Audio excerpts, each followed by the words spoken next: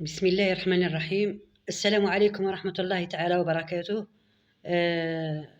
أخواتي اليوم جايبت لكم هذا الموديل، يعني كما راكم تلاحظوا هذه الصورة، يعني هذا العواب من ضمن الخياطات تاع الحوتة كما نسموها، يعني التفصيلة تاع الحوتة أو السمكة. هذا الموديل يعني تشوفوا المبتدئات يعني تجيها تقول صعيب، بصح هو ما فيهش صعوبة، يعني هو يعني يدي الوقت ومشي صعوبة، يعني في تركيز، تركزي بركة وتتبعي الخطوات إن شاء الله تنجحي فيه بكل سهولة. هو يدي لك الوقت، يعني ماشي صعوبة، يدي لك الوقت فقط. إذن كما راكم تلاحظوا نقراو الموديل. شوفي هنا عندنا الرقبة، هنا راهي الرقبة يعني كبيرة متسعة، نازلة يعني. كي تلاحظي هنا كاين نزول، بالك يعني النزول في الصدر بكمية كبيرة، بالك حتى 21 حتى 22، يعني النزول هنايا، لخاطر هنا كاينة تول، يعني بين هذه الجهتين كاين تول. هي هذه الخياطة كروازي، أو تقدري تقريبا كروازي، يعني هنا شوي تدخل هنا كمية قليلة تدخل يعني كمية قليلة تدخل هنايا، وفي نفس الوقت يعني ماهيش كروازي قاع لحد الخصر، يعني هنا كروازي قليل، يعني كمسافة قليلة. وفيها طبعا كي نديروا هذا كاين طيات، هنا راهم طيات، يعني ان شاء الله يكون واضح، خاطر الصورة ما يبانش بوضوح. هنا في هذا الموديل يعني كاين طيات من هذا الكروازي، يعني هنا نديروا يعني كاين تشريح او درابي ولا بطريقه سهله. اذا هذا هو الكروازي، يعني هاك كروازي، يعني به يعني في هذا الجهه جاي يعني مفتوحه، يعني هنا معوضتها بهذا التول في هذيك الفتحه. إذن وهنا كاين المونش طوال مفتوحين هنا أيضا بالتيل، ويعني كما هنا كاين نفس هذا شو نقولوا، هذه الصورة هنا تقريبا في المونش أيضا، يعني هنا تقريبا الكروازي، هنا أيضا كروازي، يعني هذا هو الكروازي أو الكاشكور، كما الكاشكور كما نقولوا، أو الكروازي. إذن هذه هي هذا الكوب. وفيه هنا أيضا قطعة، هذه القطعة يعني بوندان أنا ديريها باش تلم لك هذوك القطعتين. هنا هذا الموديل كما تشوفيه، يعني هو مجسم على الجسم تاع المرأة باش يعطيك هذا الموديل، يعني وفيه شقة جاية فوق الركبة، الشقة هاهي. يعني كي نقولوا شقة معناها كاينة فتحة يعني كاينة خياطة على طول الفستان، يعني كي تعودي دايرة شقة معناها كاينة خياطة هنا، يعني كاين هنا فتحة، وهذه الفتحة لما نتابع، يعني هنا إذا جاتك يعني في الجنب، يعني ماهيش الجنب، يعني جايتك على طريق البانسة، يعني البانسة اللي راح نديروها هنا في جهة الأرداف وجهة، يعني نفس الخط، يعني نفس المحور مع لي بانس اللي راهم كاينين في لاغوب هذه، يعني نفس البانسة، يعني نفس المحور تخرجي بهذا الشقة. إذن هنا كاين مجسم، قلت لك يعني كي يقولوا مجسم معناه كاين لي بانس، يعني هنا ديري لي بانس. يعني هذا الموديل فيه زوج، يعني على حسب ما نخزر في الصورة، يعني حسب ما نخزر في الصورة، يعني الصورة هنا يعني ماهيش باينة موضحة، بصح فيه زوج أنواع من التفصيلات. كاينة قطعة ممكن أنك تركبيها من فوق القطعة اللي تحت هذه، وكاين يعني مباشرة هذا هو الصدر تاعه، يعني احنا نديروا هذا الأخير مباشرة، هذا الصدر تاعه الكاشكور هذا أو الكروازي هذا. وهنا كاينة قصة، يعني بما أن كاينة بانسة هنا تاع الخاصة لاطاي، كاينة قصة هنا، وكاين لي بانس تاع الأرداف، كاينة بانس تاع الأرداف، كاينة بانسة هنا، وبانسة كما راك تلاحظيها هنا، كاينة بانسة، وكاينة بانسة تاع الأرداف، وتكمل بالمحور مع هذه، يعني هذه تفتح مباشرة بالمحور، أما هذه كاينة بانسة، وهنا أكيد تخرج هنايا بالحوت. إذن نروحوا للباترون تاعها. بسم الله الرحمن الرحيم. اولا نديرو كما عودتكم، نديرو الباترون الاساسي. هنا نديرو الباترون الاساسي كما تعودنا نديرو، هذا هو الباترون الاساسي. يعني خط الكتف،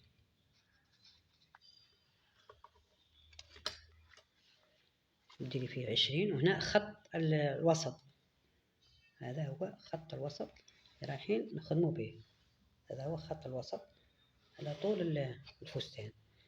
اذا هنا بما ان الرقبه هنا متسعه في هذا الموديل، اذا راح ديري تقريبا يعني ديروا 10، يعني نديروا 10 او مره لو نديروا 9 ومن بعد نتوخروا. يعني هنا قادره ديري يعني باش تبداي ديري 9، ولكن 9 هذه ما يعني هنا ديري تقريبا 10، هنا تقريبا ديري 10 خاطر هي الرقبه مفتوحه بزاف.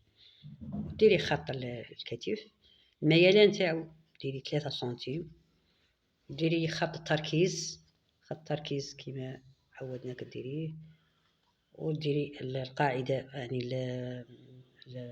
الزاوية القائمة تقسميها على 2 وتوصلي بين هذه النقطة والنقطة هذه ب1.5، يعني في الأمام تدخلي ب1.5 كما العادة، والنقطة هذه وديري وتدخلي بحردة الإبط. هنا دائما عندك هنا القائمة، هنا دائما ديري هنا دائما خط مستقيم هكذا دائما، ومن بعد ادخلي بحردة الإبط. هنا كما راك تلاحظي، شوفي هاي حردة الإبط، توصليها بين النقاط،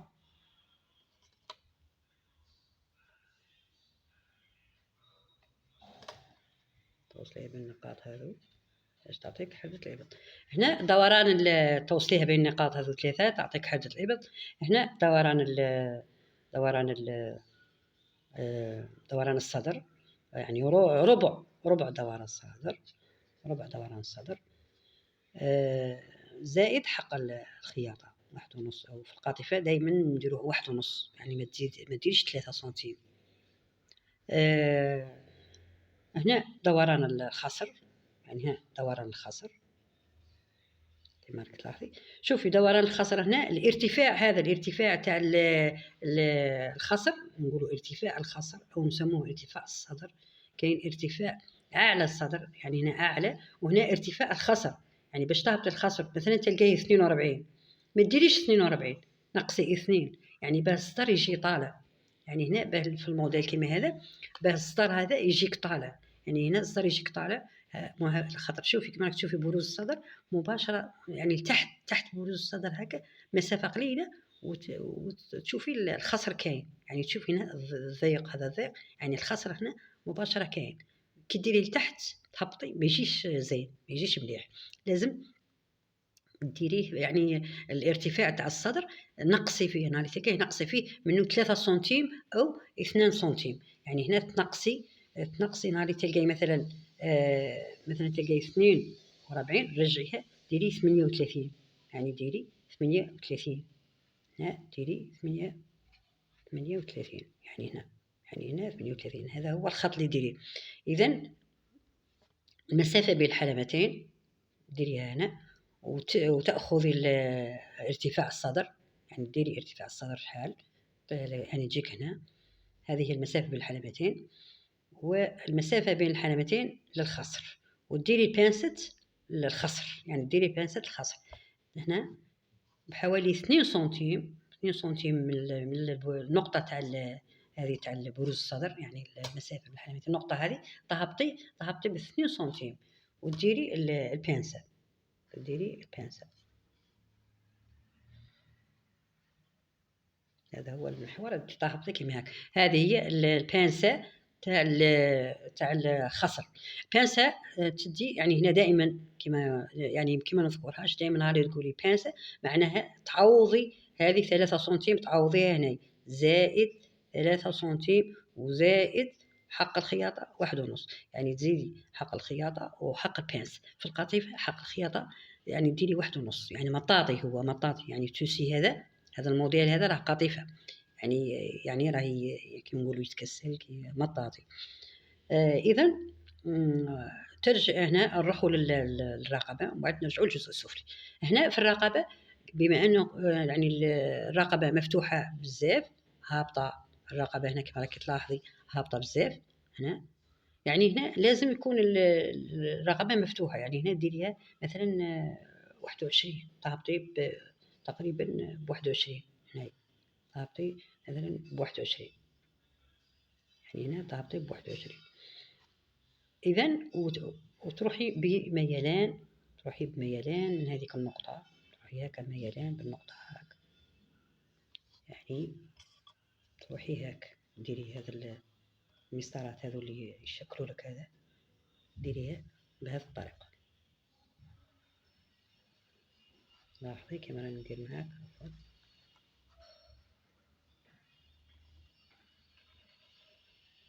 ديريها ميلان هذا، وتخرجي بنفس يعني ديري هذا كيما هاك، يعني المسطرات هذه من النوعيه هذو ديريها هاك، وترجعي تقلبي المسطره هاك بطريقه هاك، وتهبطي ايضا بميلان، ديري هذاك الميلان باش يخرج لك الكرواسي، وتهبطي هنا مباشره مسطره مستقيمه للجهه. يعني هنا شوفي خط الوسط، خط الوسط هو هذا، هو خط الوسط هذا هو. هنا شحال نزيد، هنا شحال نزيد، نزيدو تقريبا يعني كما راني قلت لكم، نزيدو تقريبا بحوالي مثلا 6 سنتيم، يعني في هذه هي، يعني في هذه المسافه اللي تعطيك الكروازي اللي قلت لك راه قليل، ماهوش بزاف هو، يعني ماهوش كبير الكروازي هنا، يعني في هذا الموديل ماهوش كبير بزاف، ديري 6 سنتيم، يعني هذه الزياده ديريها 6 سنتيم، يعني كما عملتي هاك ميلان ودخلتي هنا، دخلتي بميلان هنا ديري 6 سنتيم. هذا بالنسبه للجهه السفليه. اذا في نفس القماش هنايا، يعني هنايا هذا هو هذه اللي عطيتها الخصر، في نفس القماش هذا، يعني من هذه من هذا اللي زدناها، تقدري تطلعي هنايا، تطلعي باش يعني باش تحصلي على باترون تاع القطعه هذيك تاع التول هذا اللي راهو خارج هنا باش ما تعوديش حايره كيفاش ديري هذيك القطعه، تخرجي من الباترون هذا تخرجي منه. يعني القطعه هذه، يعني هذا اللي زدناها على الخط الوسط، زدنا 6 سنتيم، تطلعي بعد ما كنتي درتي هذا الشكل، تطلعي لانك تحتاجي هذه القطعه، تحتاجيها باترون. يعني هنا راني بحال كي تعودي تخيطي هذه القطعه تستعمليها باترون، يعني نديروها بلون اخر باش من بعد تقصيها وتحتاجيها باترون فقط.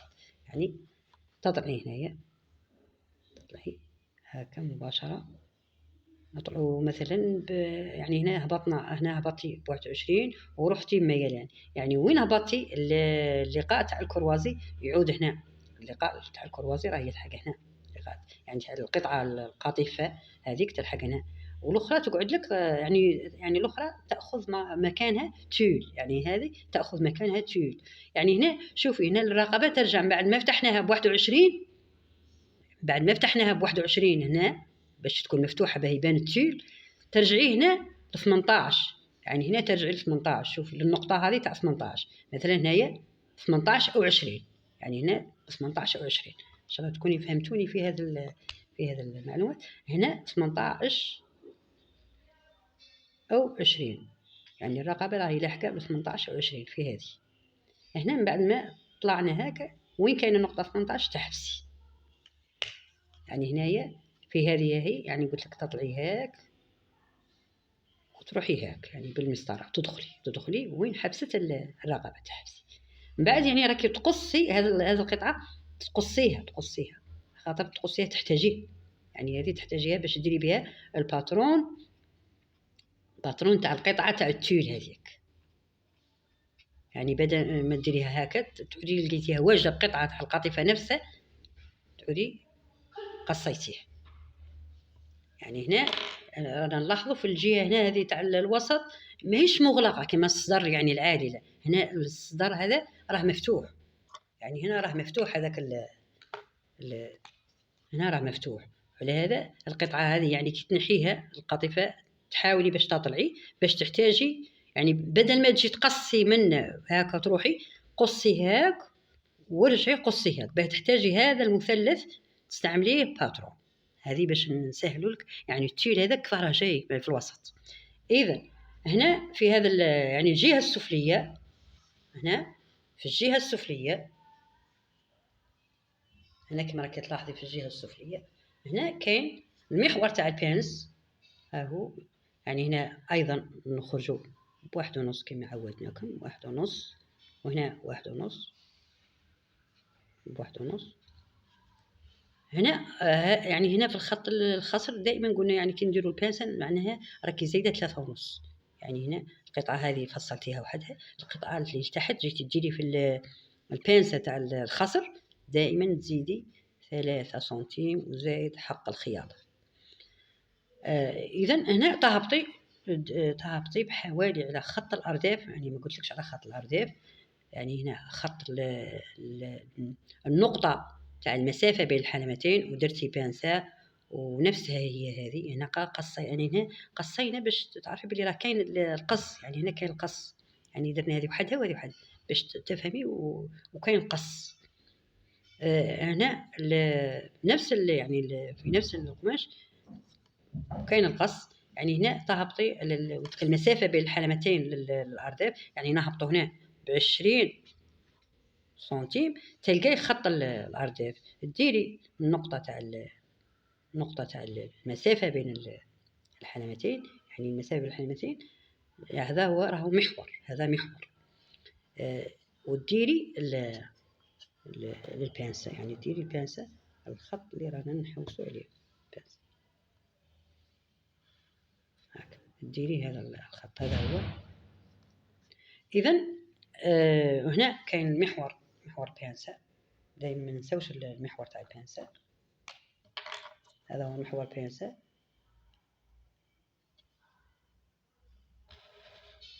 هيا ان شاء الله يكون واضح. وهذا هو محور بانسه، نديروه على طول الفستان، لخاطر راح تكون عندنا شقه من تحت. اذا كما وضحت لك في هذا الشكل، اذا تدخلي هنايا، يعني هنا كي درتي النقطه بين الحلمتين ودرتي خط الارداف، يعني هنا الارداف، يعني المقياس اللي عندك في الارداف، درتي خط الارداف. شحال عندك الارداف اللي ندوهم من الجنب تديهم يعني بالقياس تاعك، يعني هنايا تكون عندك قياس تاع الارداف تديه بالشريط القياس وتديه على جنب، يعني تديه على جنب جنب لاطاي تاعك، يعني هنا تجي على الجنب وتقيسي شحال عندك يعني الارداف هنا شحال داولك هنا هاك على جنب هو اللي يعطي لك، ماشي تديري في هاك وتقولي ندير هاك، لا، على جنب وقيسي الارداف، يعني الارداف راهم هنا بارزين، اي ديري هكا ودوري باش الدائره هذيك هكا القياس هي اللي تعطيك الحقيقه تاع المسافه تاع الارداف. اذا وديري منحنى كما راكي تلاحظي تاع الارداف، هذا هو.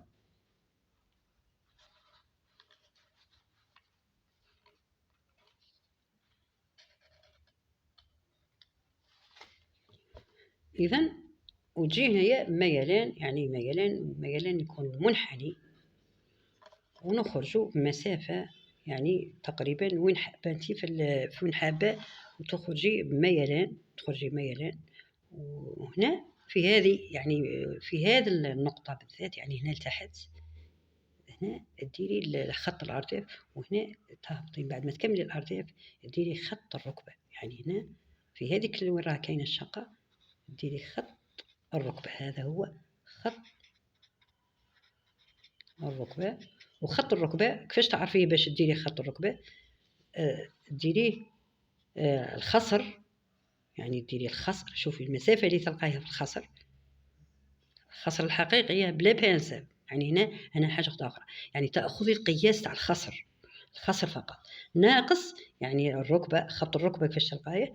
ناقص يعني الخصر، نكتب لك هنا الخصر، يعني ربع دوران الخصر، ربع دوران الخصر هذاك تقيسيه، يعني هنا ناقص 2، هذا هو خط الركبة، اللي ديريه، يعني خط الركبة هذا هو هنا، شوفي هنا هذا نقول له هنا خط الركبة، تنقصي يعني هو خط الخصر ناقص 2 تلقى خط الركبة، وتجي هابطة هكا يعني الميلان تاع الحوتة يعني. هذو المقاسات ما يهموكش باش تقولي بجونحين او لا يعني، الا اذا كانت يعني هي لازم تطيح في الارض، يعني هذه لازم تطيح في الارض، يعني هنا القماش لازم يطيح لك في الارض دائما كما عودناك، لازم يطيحوا في الارض. وهنا يعني هنا بما انك تخيطي في البانسه، يعني هنا راه كاين العود، كاين الميلان في القص، يعني دائما تميلي في القص، لازم تميلي باش تجي الخياطه مفينيه مليح. هنا ايضا يكون الميلان تميلي هكا، تميلي في القص هكا.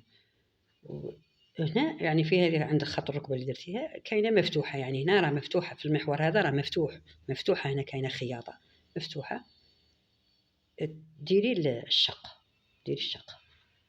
اذا نرجع لهنا، يعني هنا رانا ما كملناش، يعني هنا راكي درتي الباترون الاول هذا، يعني الباترون هذا هو نفسه، هذا هو في الجهه السفليه، هذا هو الجهه العلويه. لازم باش يخرجوا لك هذوك الطيات، باش يخرجوا لك هذا الطيات اللي راهم دايرين هما الشكل الجمالي تاع الموديل، لازم ديري له كيما نقولوا درابي تشريح، يعني لازم ديري هذا الانواع. كي تقولي درابي تشريح ماهيش صعيبه، بكل سهوله تخدميها. هذا الجزء ها هو اللي راهو راح يكون لنا هو الصدر الامامي، هذا الجزء اللي راكي تلاحظي فيه تروحي تشرحيه، يعني هنا كما راكي تلاحظي، هنا رانا راسمينه كما راك تلاحظي، هذا هو رسمه.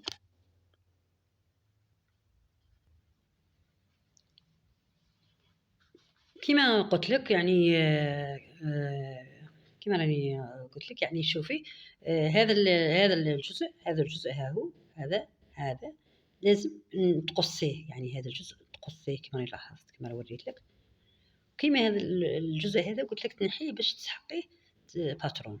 اذا هذا هو اللي بانس فيه، ها هو يعني ها هو شوفي، يعني هذا هو، يعني هذا ما حبيتش نحلك هذا الاخر باش يكون واضح لك باش تفهميه. اذا هذا هو راني نحيت الجزء هذاك، شوفي كي نقصهم مع بعض، شوفي مثلا هذا هو بسم الله، يعني هنايا جيت كما راك تلاحظي معايا، شوفي